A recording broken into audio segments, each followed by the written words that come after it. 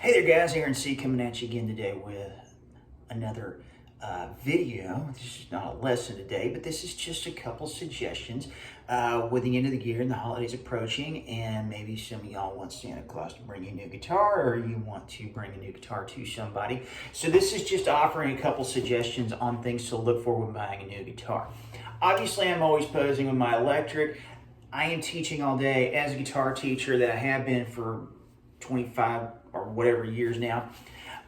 These are some things that I've learned. A lot of times, most of y'all do not have a blank check. And when we're in the day and age where things cost a lot more money, okay, you want to make your money go further.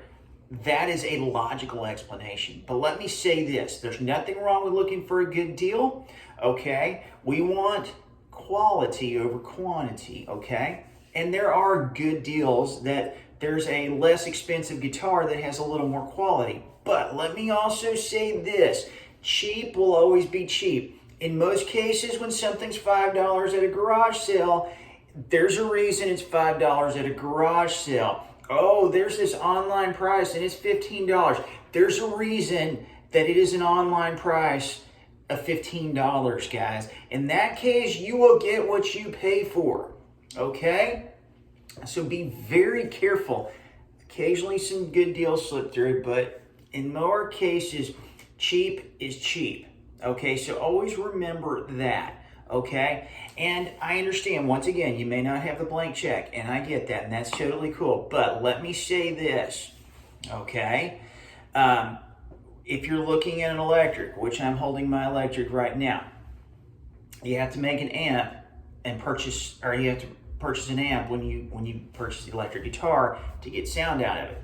So that's something to consider when you're factoring out the money.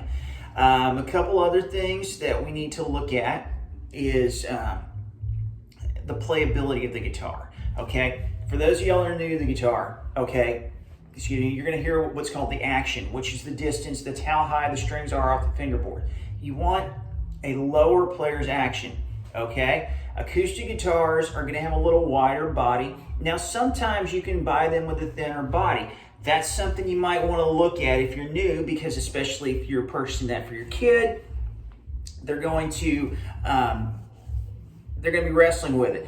And I promise you, if you have a small child and they are playing guitar like this, it's not going to last long, guys. You're wasting your money. So always look and consider those sort of things.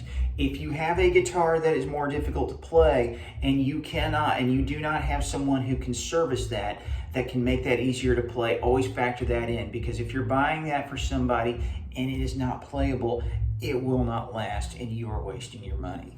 Okay, guys?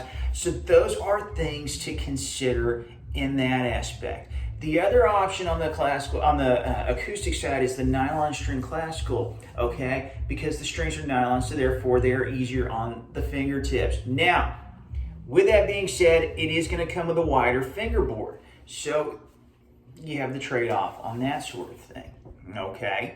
So always remember that sort of things. The electrics are thinner. The electrics are easier to play, but you do have to purchase an amplifier. So you've got to factor that into the cost, okay? The acoustics are more portable, but sometimes the bodies can be bigger. Steel strings on the acoustic can be a little thicker. So we got to weigh all those things in. But the bottom line is, there's nothing wrong with looking for a good deal, but too good to be true is too good to be true. Cheap is cheap. If there's a reason it's that cheap, and you could get that guitar for about what you would get a value meal for at the drive-thru, let's think about that, guys, okay?